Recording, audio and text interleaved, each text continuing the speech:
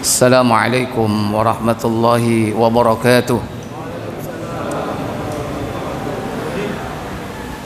Innal hamdalillah nahmaduhu wa nasta'inuhu wa nastaghfiruh wa na'udzu billahi min sururi anfusina wa min sayyiati a'malina man yahdihillahu fala mudilla lahu wa man yudlil fala hadiya lahu wa asyhadu an la ilaha illallah wahdahu la syarika lah wa asyhadu anna muhammadan abduhu wa rasuluh.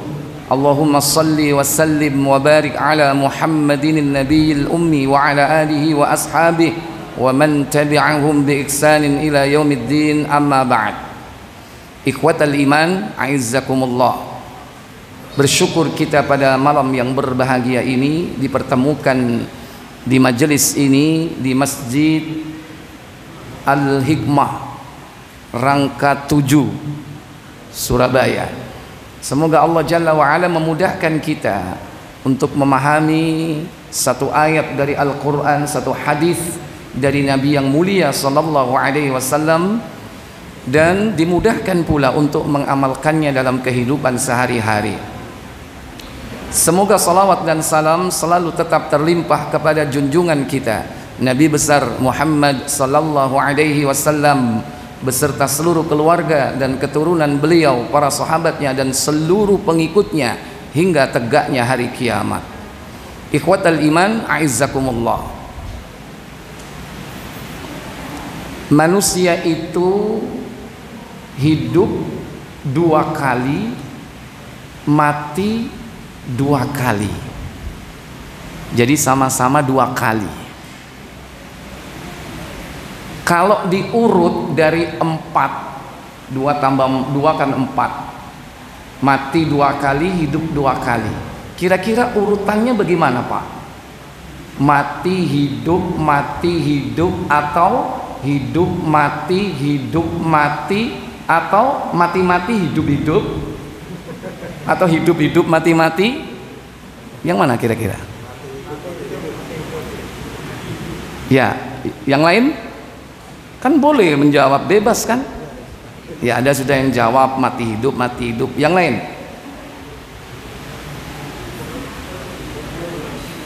Ayo, gimana? Hidup mati.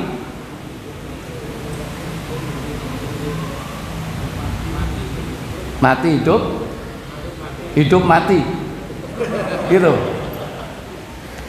Boleh-boleh aja kan menjawab pertanyaan kan yang dilontarkan, silakan ya, banyak alternatif itu. Tapi bagaimana Al-Quran menjelaskan tentang hal itu? Buka surat Al-Baqarah surat kedua ayat 28. Allah Jalla Jalaluhu berfirman, kaifa takfuruna billahi wa kuntum amwatan fa ahyakum thumma yumitukum thumma yuhyikum thumma ilaihi turja'un. Ayat 28 ya. Apa kata Allah?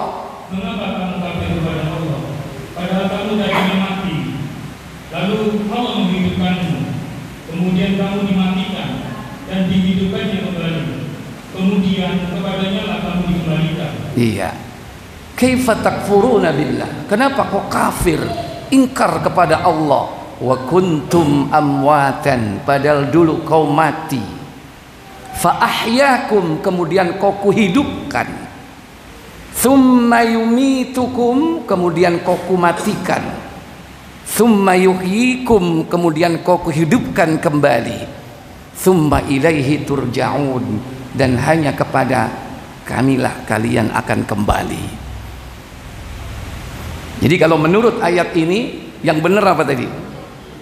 Mati hidup.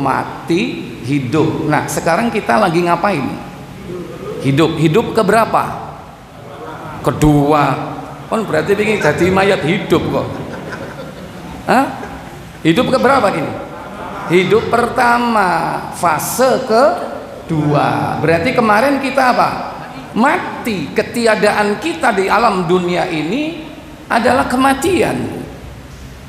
Sekalipun bertemu antara spermatozoa dan ovum menjadi zigot, berkembang dalam rahim ibunya, dia belum dikatakan hidup walaupun jantungnya sudah berdetak. Tapi kalau belum ada ruhnya, hidup apa mati? Masih mati. Kapan dia hidupnya? Ketika bayi berusia berapa? Berapa hari? Buka Muslim 2272.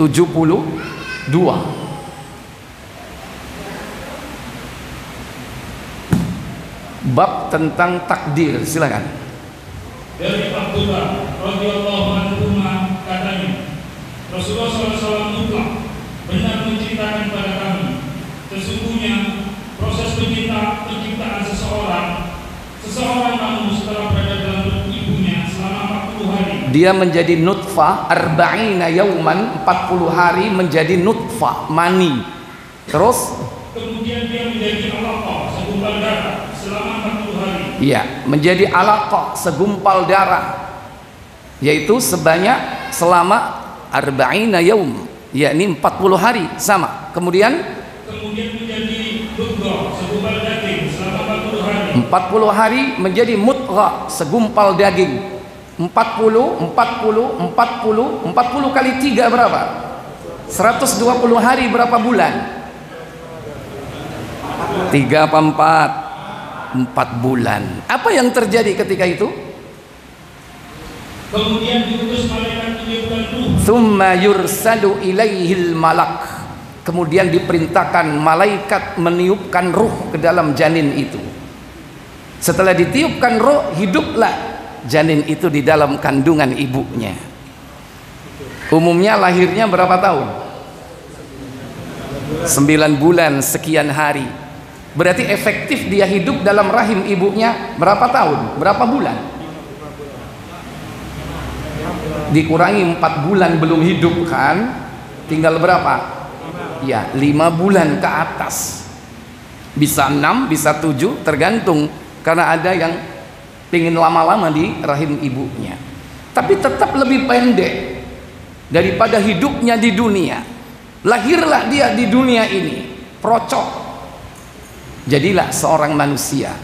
Berapa tahun dia hidup di dunia ini? Kawani ngomong wedidil kon kok temenan budal kon. Berapa? Kata Nabi dalam hadis Tirmidzi 3441, Nabi sallallahu alaihi wasallam bersabda, al-umru ummati baina sittin wa sab'ina sana. Umur umatku antara 60 70 tahun. 60 70. Kalaupun ada di atas itu jarang, Pak.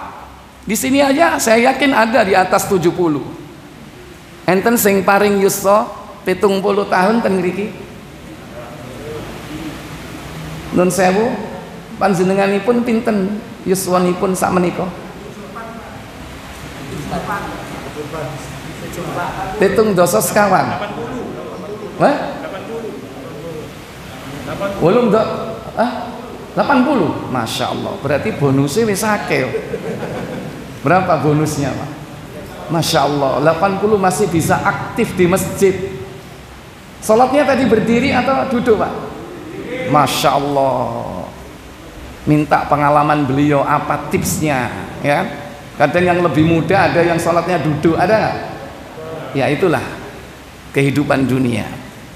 Kita berharap diberikan oleh Allah usia yang berkah, sekalipun tidak panjang, tapi diberikan oleh Allah kemudahan untuk tetap mengamalkan amal soleh, ibadah sampai mati.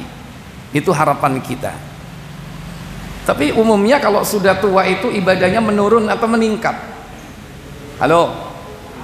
Poso wis mulai gak kuat, maca Quran ambekan mengkis, ayo munggah apa mudun?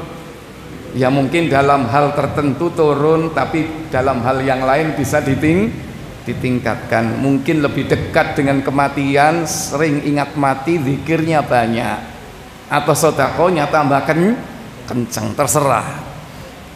Ya kita berharap diberikan oleh Allah istiqomah sampai mati. Fa insyaallah kalau kita istiqomah matinya husnul khatimah. Allah katakan dalam surah Fussilat surah 41 ayat 30. Innal ladzina qalu rabbuna Allah ثم استقاموا تتنزل عليهم الملائكة ألا تخافوا ولا تحزنوا وأبشروا بالجنة التي كنتم توعدون. Apa kata Allah? Sesungguhnya orang-orang yang mengatakan Tuhan kami ialah Allah, kemudian mereka meneguhkan pendirian mereka, maka malaikat akan turun kepada mereka dengan mengatakan, janganlah kamu takut dan janganlah merasa sedih, dan gembirakanlah mereka dengan jannah yang telah dijanjikan Allah kepadamu. Iya. Allah katakan dalam ayat ini, innal ladzina qalu, sesungguhnya orang-orang yang mengatakan Rabbunallah, Rabb kami adalah Allah, tsumastaqamu, kemudian dia teguh pendiriannya. Satu kalimat, kemudian dia teguhkan kalimat itu. Dia katakan Rabbunallah, Rabb kami Allah, tsumastaqamu, kemudian istiqomah. Ibnu Katsir menjelaskan dalam tafsirnya apa maksud orang yang mengatakan Rabbunallah kemudian istiqomah, yakni al-ikhlasu fil amal wa'mal li ta'atillahi bima syara'a lahum, yaitu orang yang murni di dalam amal solehnya, jauh dari syirik dan riya, dan beramal karena taat kepada Allah. Bima syara'a lahum, sesuai dengan apa yang disyariatkan Allah kepada mereka, berarti sesuai tuntunan, tidak melakukan amalan bid'ah, jauh dari syirik, jauh dari bid'ah. Orang inilah yang insya Allah kelak diberikan oleh Allah husnul khatimah. Tatanazzalu alaihimul malaika, maka para malaikat akan turun kepadanya. Lebih lanjut Ibnu Katsir menjelaskan, yakni saat kematian malaikat itu akan turun kepadanya dan mengatakan 3 kalimat, la takhaf, jangan takut. Jangan takut terhadap perkara apa? Akhirat yang akan dihadapi. Apa yang akan dihadapi? Perkara akhirat mulai dari yaumul ba'ts, hari kebangkitan, yaumul mahsyar, hari dikumpulkan, yaumul hisab, hari diminta pertanggungjawaban, dihisab, yaumul mizan, hari ditimbang amal dan baik dan buruk. Setelah itu yaumul haud, hari telaga, Nabi menunggu di telaga untuk menikmati airnya, dipanggil kaum muslimin, halummu, ayo sini kemari. Tapi banyak orang yang terusir nanti dari telaga beliau. Siapa mereka? Nanti itu akan kita bahas pada pertemuan yang akan datang. Masih panjang perjalanan akhirat. Setelah itu fase yaumus sirat, hari meniti sirat. Setelah itu barulah 2 pilihan, yaumul jaza, al jannah awin nar, surga atau neraka. Pilihannya cuma itu, nggak ada pilihan ketiga. Nah, kata malaikat, jangan kau takut. Yang kedua, la tahzan, jangan kau sedih. Sedih terhadap perkara apa? Perkara dunia yang ditinggalkan di masa lalu. Kalau jangan takut yang di depan, kalau jangan sedih yang ditinggal. Siapa yang ditinggal? Berupa keluarga, istri, anak, harta, bahkan hutang piutang. Kata malaikat, aku akan mengurus dan menggantikan untukmu, kata malaikat. Itu nikmatnya orang yang teguh pendirian dan dia istiqomah dalam kalimat Rabbunallah. Yang ketiga, wa absyiru bil jannah, bergembiralah kau dengan surga allati kuntum tu'adun, yang telah dijanjikan oleh Allah kepada kalian. Tentu kita bapak-bapak pengen ya meninggal seperti itu Pak ya, mati dalam kondisi husnul khatimah. Pergilah ruh itu, jasad berkalang tanah, ruh di alam barzah. Saya tanya Pak, alam barzah itu dimensi waktu atau dimensi ruang? Halo. Alam barzah itu dimensi waktu atau ruang? Sekarang kita di mana ini? Saya tanya, dunia itu dimensi ruang atau waktu? Dunia itu ruang atau waktu? Kita ini hidup di mana kita ini? Kadang orang tidak bisa membedakan antara dunia dan bumi. Sampai ada merek bola dunia. Yang betul bola apa? Hah? Bola bumi. Yang ruang itu bumi atau dunia? Hah? Ruang. Ruang itu bumi atau dunia?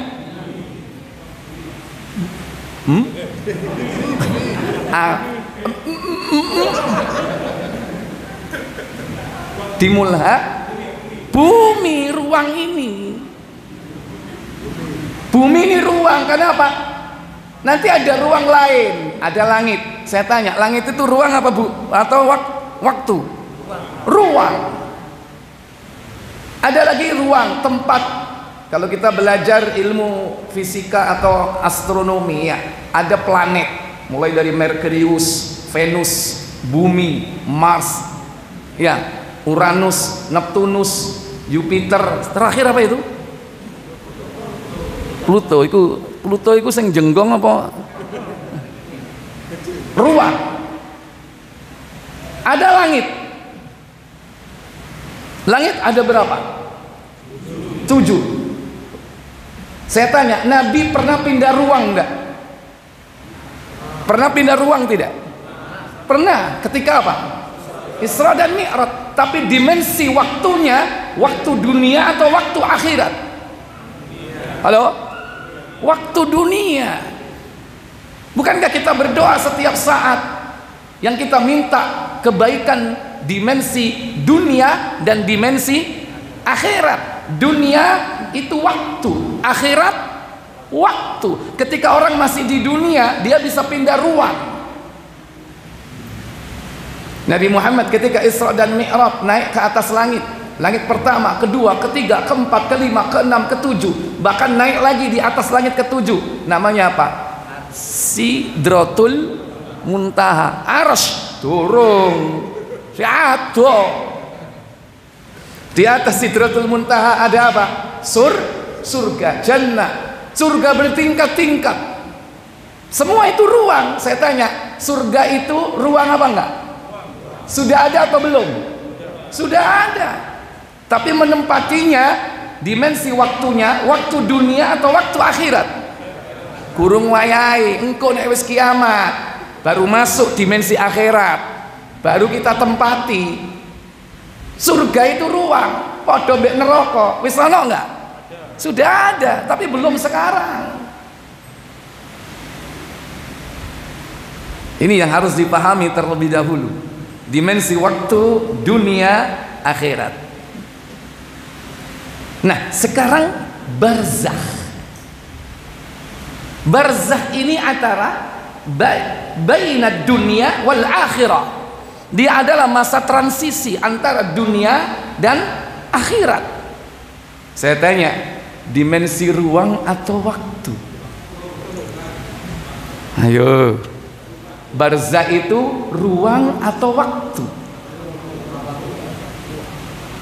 Buka Sahih Muslim nomor 2448 kalau tidak salah. Coba dicek dulu. Judulnya Ruh Harum dan Ruh Busuk. Hah? Iya, silakan. Dari Abu Hurairah radhiyallahu anhu katanya, apabila ruh orang mukmin keluar dari tubuhnya, maka dua orang malaikat menyambutnya dan menaikkannya ke langit. Yang nyabut sendiri, yang bawa ke langit sendiri. Yang nyabut namanya malakul malakul maut. Israil iku gak ono rek. Tak goleki sumbere nang dijenenge Israil, nggak ada. Yang ada justru dalam Quran disebut apa? Qul yatawaffakum malakul mauti alladzi wukkila bikum thumma ila rabbikum turja'un. As-Sajdah ayat 11. Malakul maut Allah menyebutnya, bukan Israil. Mbu gara-gara nyanyian biyen ono Israil. Yang nyabut malakul maut setelah itu diserahkan kepada dua malaikat yang akan membawanya ke langit. Tapi gak disebut jenenge sopo, pokoknya dua malaikat. Ya, lanjut. Kata Muhammad, karena baunya harum seperti kasturi. Kata penduduk langit, ruh yang baik datang dari bumi. Heboh di langit. Karena penduduk langit mayoritas malaikat. Sehingga malaikat mengatakan ruh datang dari bumi, ruh harum. Bahkan malaikat mengucapkan solawat atas ruh tersebut. Apa katanya? Sallallahu alaihi, yaitu semoga Allah melimpahkan kebahagiaan kepadamu dan kepada tubuh tempatmu bersemayam. Termasuk doa itu mengenai jasad tubuhnya yang ada di bumi, sementara ruhnya dibawa ke langit. Kemudian lalu ruh itu dibawa ke hadapan Rabbnya Azza wa Jalla. apa kata Allah? Kemudian Allah berfirman, Apa firman-Nya? bawalah dia ke Sidratul Muntaha dan biarkan di sana hingga hari kiamat. Bawalah dia ke Sidratul Muntaha, biarkan dia hingga hari kiamat. Saya tanya, Sidratul Muntaha ruang apa waktu?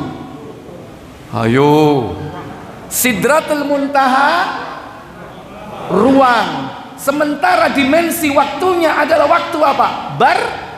Barzah, yaitu waktu batas dinding yang tidak bisa ditembus. Kata Allah dalam surah Al-Mu'minun ayat yang ke-100, inilah dimensi waktu barzah yang tidak bisa ditembus. Kata Allah, wa min waraihim barzakhun ila yaumi yub'atsun, dan di hadapan mereka ada barzakh. Apa barzakh itu? Silakan baca Al-Mu'minun ayat 100.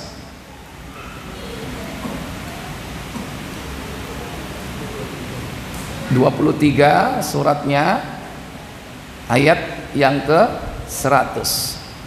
Agar aku berbuat amal yang solid terhadap yang telah aku tinggalkan. Kalla, sekali-kali tidak. Sesungguhnya itu adalah perkataan yang diucapkannya saja. Iya. Dan di hadapan mereka ada dinding sampai hari mereka dibangkitkan. Iya, di hadapan mereka ada barzakh, dinding, batas. Kalau sudah di sana nggak bisa nului ke akhirat, nggak bisa. Belum waktunya, karena waktunya ada nanti batasnya, as-sa'ah, kehancuran total, yaitu hari kiamat. Barulah masuk dimensi waktu akhirat, dibatasi. Dan juga yang sudah di sana nggak akan bisa balik ke dunia, nggak akan bisa balik. Siapapun mereka, orang yang paling mulia sekalipun. Jadi ada ruh-ruh itu ditempatkan oleh Allah di Sidratul Muntaha. Tapi minimal Bapak Ibu saudara sekalian yang dirahmati Allah Jalla wa'ala, ada yang disuruh tidur oleh Allah. Ya Allah yang menyuruh, tentu malaikat yang mengatakan kepada ruh itu, suruh tidur. Meskipun tempatnya kita tidak tahu, ya disebutkan tempatnya itu apa, disuruh tidur. Buka Tirmidzi 1171.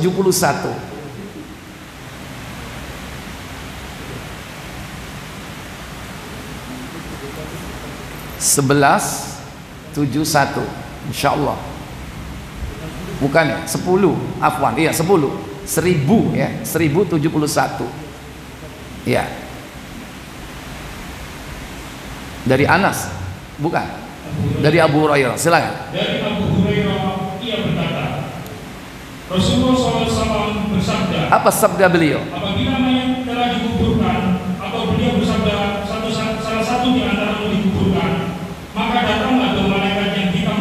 Iya, ketika berada di alam barzakh, ruh itu nanti didudukkan oleh Allah Jalla wa'ala. Jadi didudukkan itu bukan di kuburan. Beda loh ya, alam kubur dengan kuburan. Kalau alam kubur itu dimensi apa tadi? Waktu. Sama dengan alam barzakh. Nama lain alam kubur, alam barzakh, dimensi waktu. Kalau kuburan dimensi apa? Ruang, rangka. Di mana? Mbang Kuning. Cek adone sampean kok sego kuno. Oh ya wong ketintang cedek. Awan ta bengi. Keputih. Kuburan itu dimensi ruang. Tapi kalau alamul kubur dimensi waktu. Nah dia didudukkan di mana? Di alam kubur, bukan di kuburan. Nah di kuburan gak cukup. Pemenek di kotak zaman saiki gara-gara kena apa? Oh piye apa lho nggone? Di alam kubur, di alam barzakh. Siapa yang mendudukkan? Dua malaikat. Yang kata Nabi menunjukkan sifat profilnya, yaitu apa? Aswadani asraqani, yang hitam dan biru atau hitam kebiruan, supaya kenal sampean. Engko nek ditekoi wong sing kelire wireng biru mungkar nggih. Jenengan mungkar. Nakir wanita sampean. Kata Nabi, siapa namanya? Salah satunya bernama Munkar dan yang kedua Nakir. Kita perlu kenal itu nanti. Kalau kita didatangi oleh dua itu berarti Munkar Nakir. Apa kata Munkar Nakir? Kedua malaikat itu berkata, apa yang kamu katakan tentang lelaki ini? Yaitu Rasulullah Muhammad sallallahu alaihi wasallam. Kemudian mayit menjawab seperti sebelum dia mati, Muhammad adalah hamba dan utusan Allah. Aku bersaksi bahwa tiada zat yang berhak diibadahi selain Allah dan Muhammad adalah hamba dan utusan. Dia menjawab sesuai dengan ilmu dan iman serta amal yang dilakukan sebelum kematiannya. Gak iso dikai bocoran. Kadang-kadang wis mati dikai bocoran. Mayit sira bakal ditekani ruru malaikat Munkar lan Nakir, bakal ditakoki man rabbuka sapa pangeranmu. Mongko jawaban pangeranku Allah. Wis mati di. Saiki model ana jokian. Gak ujian nasional tok ana jokie, mati lho ana jokine. Saya ono enggak ya? Hah? Ya. Orang bilang talqin ya. Talqin itu kalau sudah mati atau masih hidup? Menjelang kematian itu harus ditalqin. Apa makna talqin? Dituntun. Lakinu mautakum la ilaha illallah. Talqin itu tuntun. Tuntunlah orang yang mau mati itu dengan kalimat la ilaha illallah. Kalau sudah mati, apalagi di kuburan, nggak bisa dituntun. Ya, ikhwatal iman, a'izzakumullah. Jadi dia akan menjawab sesuai dengan ilmu, iman, dan amal yang terjadi, yang dimiliki ketika dia hidup di dunia. Maka orang mukmin akan menjawab apa? Lanjut. Kedua malaikat itu berkata lagi, kami tahu engkau akan berkata begitu. Iya, jadi dia menjawab asyhadu an la ilaha illallah wa anna muhammadan abduhu wa rasuluh. Ini versi lain. Nanti dalam riwayat Al-Bara bin Azib jawabannya panjang. Karena pertanyaannya juga cukup panjang. Baik. Maka malaikat melihat orang mukmin ini, dia akan bisa menjawab pertanyaannya, maka dia diberikan oleh Allah tabaraka wa taala yakni kesempatan untuk istirahat. Apa kata malaikat kepadanya? Kemudian diluaskanlah kuburannya. Diluaskan kuburannya sejauh apa? Lebar dan panjangnya 70 hasta. Sab'una dira'an, yakni 70 hasta. Nanti di Bara bin Azib diluaskan sejauh mata memandang. Di sini 70 hasta, 1 hasta setengah meter. Kalau 70 berarti berapa? 35 meter. Lumayan. Tapi bukan di kuburan, di alam apa? Alam kubur atau alam barzakh. Nenang kuburan heboh meneng kuburan ombong. Di alam kubur, di alam barzakh diluaskan minimal 70 hasta.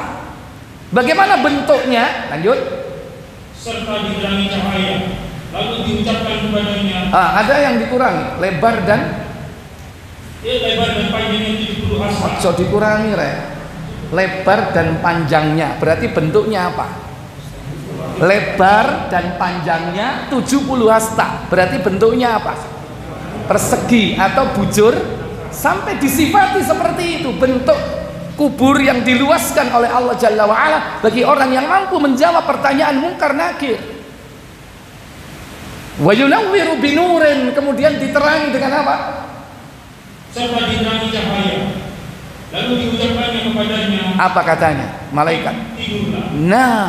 Tidurlah. Tidurlah kata malaikat. Saya tanya, tidur itu apa Pak? Istirahat. Orang istirahat itu karena apa Pak? Lelah, capek, pegel. Berarti orang di dunia ini capek nggak Pak? Capek nggak? Orang sholat itu capek nggak?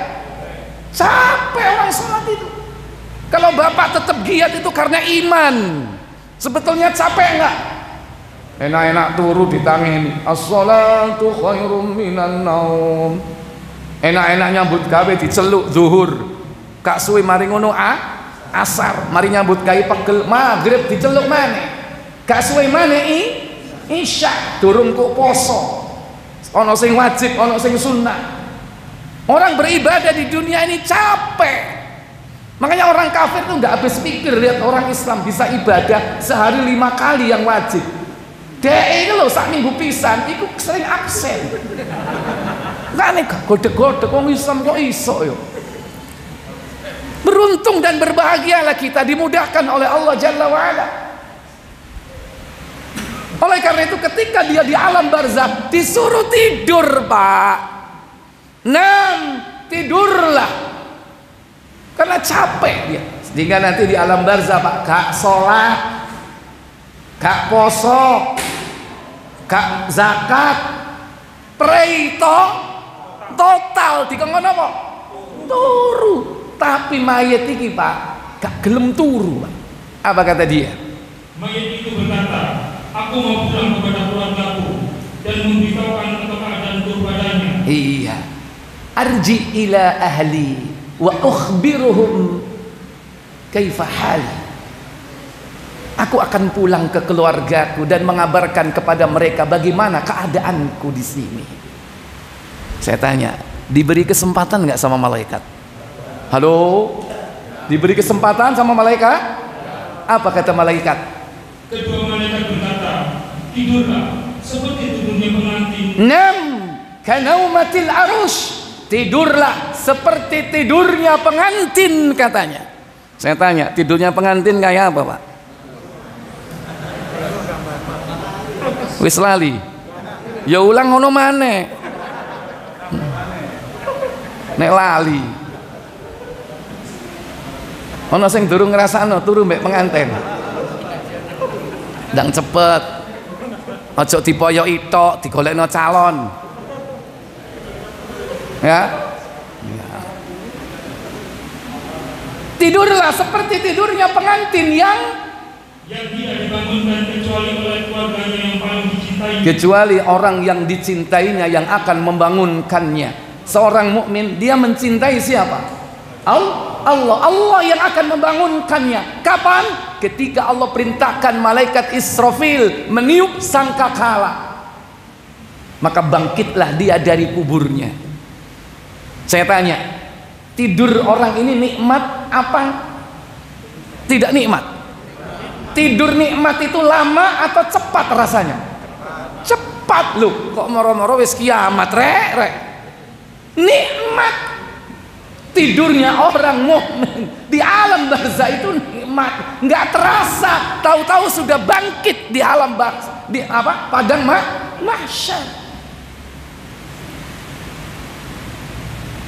Seperti tidurnya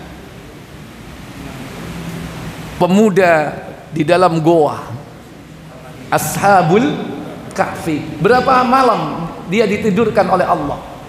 Berapa hari? Berapa tahun? 300 tahun ditambah 9 tahun. Ketika mereka bangun, apa kata mereka? Tidaklah kita berada di tempat ini melainkan hanya 1 hari atau setengah hari. Padahal wis 300 tahun. Kenapa? Nikmat tidurnya nggak terasa orang dapat nikmat itu.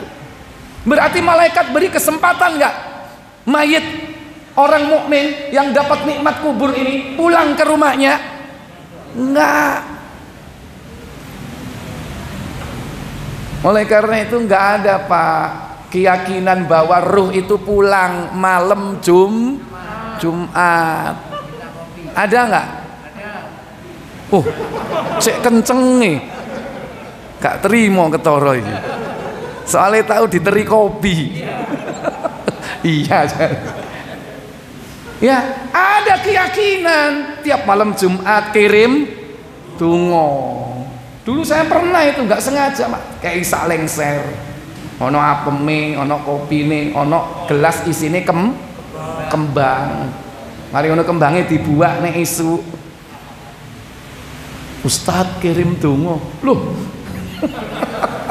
Karo. Ya, ini contoh keyakinan di negeri kita menganggap bahwa roh itu pulang di hari-hari tertentu. Bahkan ada anggapan di hari atau di hari-hari Ramadan itu pulang cuti besar ini. Makanya sampai dijemput nang bandara, akeh wong nang kuburan kok balik diterno meneh nang kuburan mana? Ada anggapan seperti itu. Jangankan ruh seperti ini, orang yang mulia, lebih mulia dari ruh ini, ketika Allah sendiri meminta, ayo minta apa kamu? Ruh itu ternyata satu permintaan, apa? Pengen balik ke dunia. Ruh siapa? Ruh para syuhada, orang-orang yang mati syahid. Buka tafsir Ibnu Katsir surah Al-Baqarah surat kedua ayat 154. Walan taqulu liman yuqtalu fi sabilillahi amwat bal ahya'u walakin la tash'urun. Apa kata Allah Jalla wa Ala? Terjemahkan dulu. Dan janganlah kalian mengatakan terhadap orang-orang yang gugur di jalan Allah bahwa mereka itu mati. Bahkan sebenarnya mereka itu hidup, tetapi kalian tidak menyadarinya. Iya, kata Allah, wala taqulu, jangan kau katakan limay yuqtal, terhadap orang yang terbunuh fi sabilillah, di jalan Allah, mati syahid, amwat, bahwa mereka mati, bal ahya, bahkan mereka hidup di sisi Allah, mendapatkan rizki dari Allah. Walakin la tash'urun, akan tetapi kalian tidak menyadarinya. Dijelaskan dalam tafsir, ruh para syuhada ini ditempatkan ke dalam perut burung-burung yang berwarna hijau. Yang burung ini setiap pagi terbang dia mencari makanan buah-buahan surga. Saya tanya, ruhnya ikut nikmat nggak? Ruhnya ikut nikmat. Di sore hari burung ini kembali hinggap di pelita-pelita di bawah arsy Allah. Itulah ruhnya para syuhada. Lantas Allah mendatangi ruh itu dan bertanya, wahai ruh para syuhada, mintalah kepadaku satu permintaan. Kata ruh itu, apalagi wahai Allah yang aku minta? Kau sudah memberikan nikmat yang tidak diberikan kepada yang lain. Tapi Allah selalu mendesak dia, didedes terus, ayo jalu, oh ayo tak kei.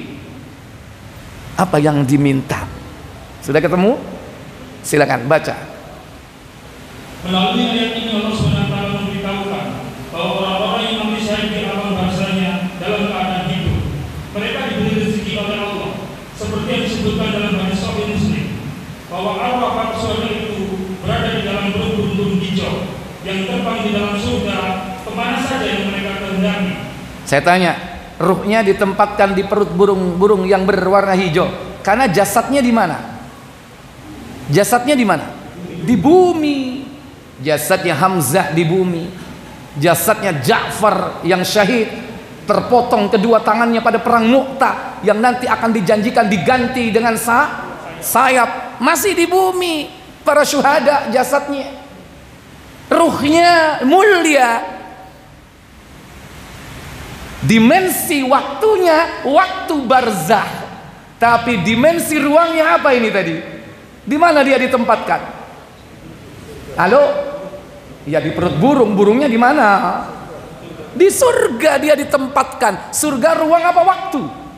Ruang. Tapi dimensi waktunya waktu barzah, tidak bisa ditembus, tidak bisa mendahului ke akhirat, dan tidak bisa balik ke dunia. Baik, lanjut. Kemudian burung-burung itu hingga ke lentera-lentera yang tergantung di bawah ars. Kemudian Rabb menjenguk mereka. Dalam sekali jenguknya dia berfirman, apakah yang kalian inginkan? Mereka menjawab, wahai Rabb kami, apalagi yang kami inginkan, sedangkan Engkau telah memberi kami segala sesuatu yang benar-benar Engkau berikan kepada seorang pun di antara makhlukmu. Kemudian Allah mengatakan hal itu terhadap mereka, manakala mereka didesak terus dan tidak ada jalan lain kecuali menyembahkan perintah-perintahnya. Akhirnya mereka berkata, kami menginginkan agar Engkau mengembalikan kami ke dalam kehidupan di dunia, lalu kami akan berperang lagi di jalan-Mu, hingga kami gugur lagi karena membela Engkau. Mengingat mereka telah merasakan pahala dari mati syahid yang tak terperikan itu. Tapi apa kata Allah? Maka Allah berfirman, sesungguhnya Aku telah memastikan bahwa mereka tidak dapat kembali lagi ke dunia sesudah mereka mati. Saya tanya, balik lagi nggak ke dunia? Ruh yang mulia pun nggak akan bisa kembali. Iku nek umpama sida balik melok perang maneh, iku sing urip nang donya bingung iki sapa iki. Gak jelas ya, moro-moro pedange muluk dhewe. Pakai jasadnya siapa? Ini menghancurkan keyakinan reinkarnasi, bahwa ruh itu tidak akan pernah kembali ke dunia. Sementara orang-orang kufar, kalangan musyrik, menganggap bahwa ruh itu bisa menitis kembali. Nah, ini hati-hati zaman saiki. Kadang-kadang wonge Islam tapi keyakinane sik gak karu-karuan. Iku roe sabdo palon niku. Sabdo palon noyo. Lho, kok ero kok. Ya, hati-hati itu. Iku roe iku Prabu Siliwangi iku. Nitis nang dek. Wah, ini bahaya itu. Jelas akidah Islam itu jelas. Nggak ada roh kembali balik ke dunia. Karena sudah dikotak, nggak akan bisa di box. Itulah dimensi waktu yang bernama barzakh. Nah, di alam barzakh ini ada dua kemungkinan, yaitu nikmat dan azab. Nikmat kubur dan azab kubur. Dan manusia nanti di alam barzakh ini dibagi menjadi 3 kelompok besar. Pertama, mukmin. Kedua, kafir. Ketiga, munafik. Cuman 3 kelompok ini. Nah, orang-orang mukmin yang bersih dari dosa-dosa besar dan dosa-dosa kecilnya diampuni oleh Allah, dia pasti akan mampu menjawab pertanyaan mungkar dan nakir. Buka Abu Dawud 4753 insyaallah.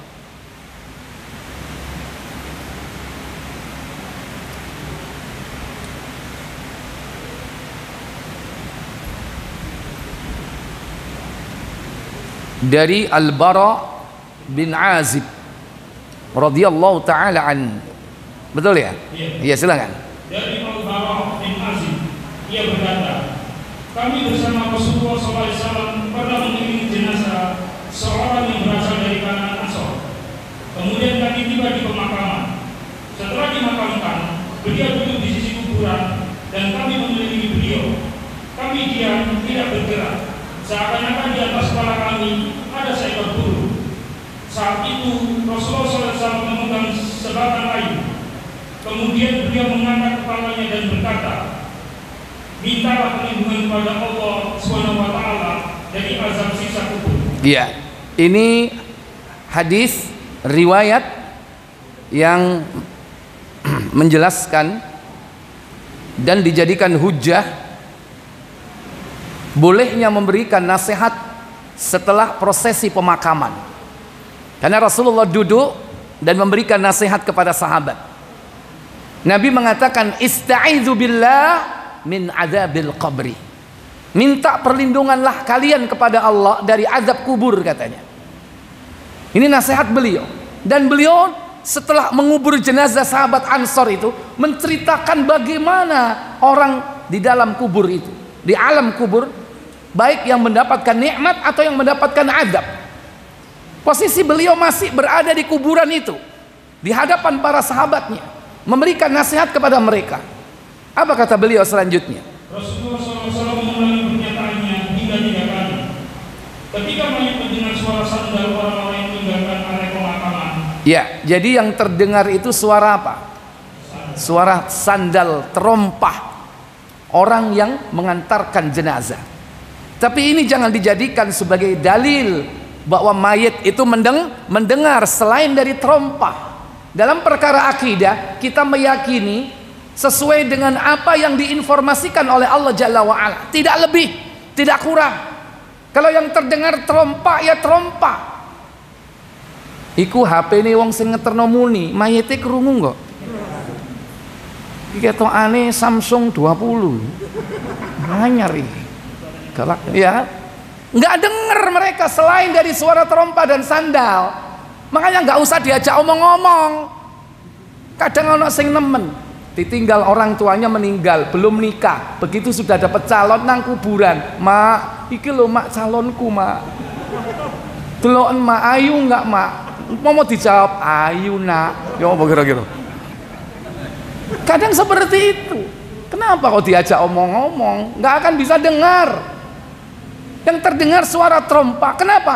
Trompa atau sandal itu menempel atau bergeser dengan bumi. Lanjut. Ia akan ditanya, siapakah rohmu? Ya. Apa agamamu? Yang kedua. Dan siapakah nabimu? 3 pertanyaan inilah pertanyaan standar tentang Allah, tentang agama, tentang Muhammad sallallahu alaihi wasallam sebagai nabi dan utusan Allah. 3 perkara inilah yang akan ditanya. Ini standarnya. Tapi nanti malaikat itu bisa bertanya di luar standar, di luar yang baku.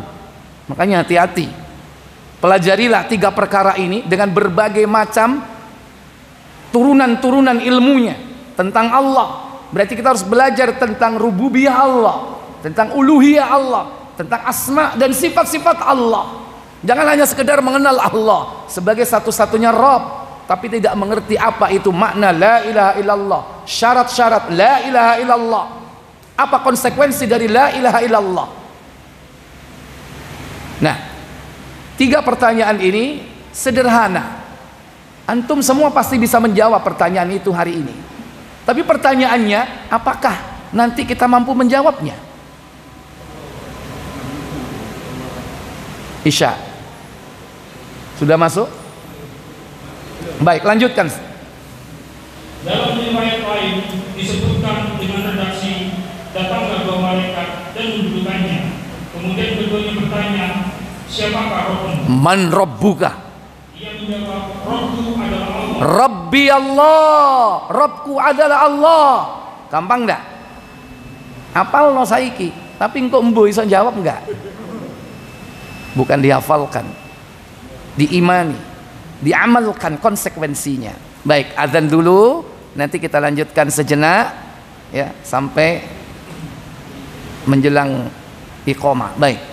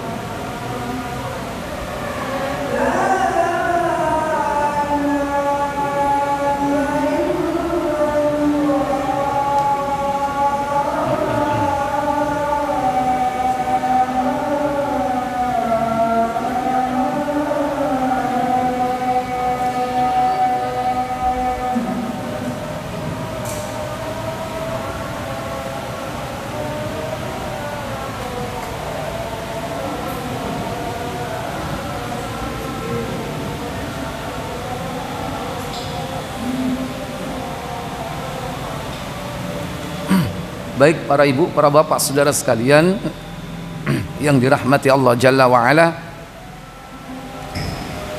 Jadi sampai kepada 3 pertanyaan tentang Allah, tentang agama, dan tentang Nabi kita Muhammad sallallahu alaihi wasallam. Pertanyaan kedua, apa kata malaikat Munkar Nakir? Kemudian bertanya lagi, apa agamamu? Ia menjawab, agamaku Islam. Ya, dinil Islam, agamaku adalah Islam. Kemudian pertanyaan ketiga, kemudian ditanya lagi, siapakah laki-laki yang diutus kepadamu? Man ba'atsa fikum, siapa orang yang diutus kepadamu? Apa jawabnya? Ia menjawab, dia adalah Rasulullah. Huwa Rasulullah sallallahu alaihi wasallam. Terus Ditanya lagi, apa yang kamu ketahui? iya, Ia menjawab, aku membaca kitab Allah. qara'tu kitab Allah, aku membaca kitab Allah. Aku mengimaninya Amantu bi, aku mengimaninya. dan membenarkannya. Wa usaddiquhu, dan aku membenarkannya. Lantas apa yang terjadi? Inilah makna firman Allah SWT. Allah memantapkan orang-orang yang beriman. Rasulullah SAW melanjutkan sabdanya. Kemudian ada suara dari langit. Fayunadi munadin minas sama, maka terdengarlah penyeru dari langit. Apa katanya? Benarlah apa yang dikatakan oleh hambaku. Qad sadaqa abdi, benarlah apa yang dikatakan hambaku, katanya. Berarti ini suara siapa? Benar apa yang diucapkan hambaku. Hambaku, berarti suara dari mana ini? Iya. Apa setelah itu? Berikan ia hamparan permadani dari surga. Afrisu minal jannah, hamparkan permadani dari surga. Kemudian Bukakanlah baginya pintu menuju surga. iftah lahu baban ilal jannah, bukakan dia pintu menuju surga. Nikmat nggak Pak? Nikmat. Lantas dikirimlah bau dan wanginya, sejuk anginnya. Kemudian Berikan ia pakaian dari surga. ilbasu minal jannah, beri dia pakaian dari surga. Dari surga diturunkan pakaian itu untuknya. Setelah itu Kemudian Nabi SAW berkata, saat itu didatangkan untuknya pewangian surga dan kuburnya diluaskan seluas mata memandang. iya, ifsah lahu qabrahu, kuburnya diluaskan madda basari. Ya ini apa? Sejauh mata memandang. Tadi kalau dalam riwayat Abu Hurairah dalam Sahih At-Tirmidzi berapa tadi? 70 hasta. Ini sejauh mata memandang. Lebih panjang mana? Sejauh mata memandang. Apakah bertentangan? Tidak. Ini menunjukkan adanya grade, tingkatan. Paling sedikit 70 hasta, paling jauh sejauh mata memandang. Kemudian baik, ini orang mukmin. Versi yang lain ya, nikmat kubur. Tadi di riwayat Abu Hurairah versinya juga lain. Semua ini adalah melengkapi satu dengan yang lain. Yang kedua, orang mukmin, orang kafir. Silakan. Kemudian Rasulullah SAW menjelaskan lagi, jika seorang yang kafir meninggal dunia, maka ruhnya akan dikembalikan kepada jasadnya. Saat itu datanglah dua malaikat dan menentukannya. Keduanya bertanya, siapa rohmu? Ia menjawab, aku tidak tahu. La adri, aku tidak tahu, katanya. Kok itu? Kurang nggak gitu jawabannya? Dikorupsi. Ya, diulangi. Coba supaya kita ini paham apa jawaban orang kafir itu ketika ditanya, "Man rabbuka?" Siapa Rabbmu? Ia menjawab, aku tidak tahu. Kok ngono? Dia teriak 3 kali, yaitu apa? Ha. Coba ha 3 kali. Ia menjawab, ha. Koyok nyebul lilin. Ini teriak betul-betul dia. karena takut. Karena saking takutnya dia teriak sekencang-kencangnya. 3 kali teriakan itu jawaban orang kafir ketika ditanya, man rabbuka wa madinuka man bu'itsa fikum, siapa yang diutus kepadamu, bagaimana pendapatmu tentang Muhammad sallallahu alaihi wasallam. Dia teriak sekencang-kencangnya dan diakhiri dengan kalimat la adri, aku tidak tahu. Lantas apa yang dilakukan Munkar Nakir? Lanjut. Setelah itu terdengar suara dari langit, ia telah berbohong. Berilah hamparan kepada dari neraka, berikanlah pakaian dari neraka, dan bukakanlah pintu neraka untuknya. Terus kemudian Rasulullah SAW melanjutkan sabdanya, setelah itu didatangkan untuknya rasa panas dan baunya neraka, dan kuburnya disempitkan hingga tulang-tulangnya berjimpitan. Dalam riwayat yang lain disebutkan bahwa saat itu ia akan dibelenggu dalam kondisi buta dan bisu, disiksa dengan sebuah alat, dan jika alat tersebut digunakan untuk memukul gunung, maka gunung tersebut akan hancur menjadi debu. Iya, Munkar dan Nakir itu dibekali lahu mirzabatun min hadid, yaitu seperti palu godam yang terbuat dari besi, yang kalau palu itu dipukulkan di gunung, gunung akan hancur jadi debu.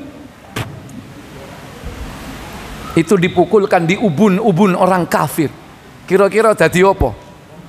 Gunung dadi awu, danio menungso. Jangan macem-macem dengan Munkar Nakir ya. Cuman kadang akidah ini kadang dirusak. Anak-anak kita ini tidak kenal Munkar Nakir yang senjatanya adalah mirzabah. Mereka lebih kenal Thor. Rotor. Karo takok putumu. Ya kan? Rotor. Anak-anak kita yang ditonton The Avengers ya kan? Thor.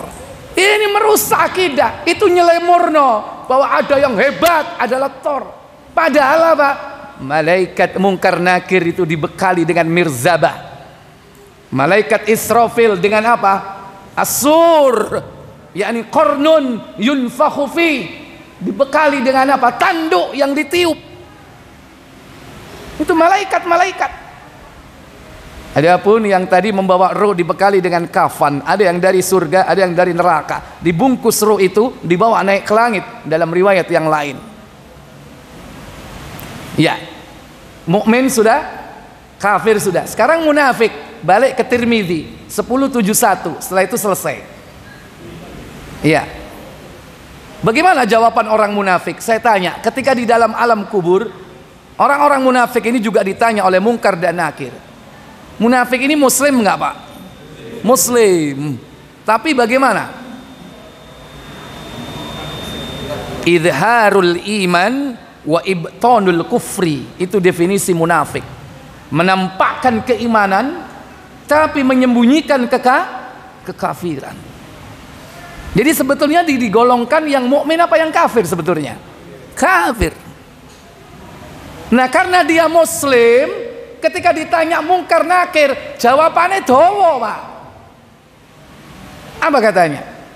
Kalau itu orang munafik, maka ia akan menjawab dengan berkata, aku mendengar orang-orang mengatakan demikian, maka aku pun mengatakan seperti yang mereka katakan. Ketika ditanya man rabbuka, siapa Rabbmu, maka dia mengatakan sami'tu an-nasa yaqulu kadza wa kadza wa aqulu kadza wa kadza.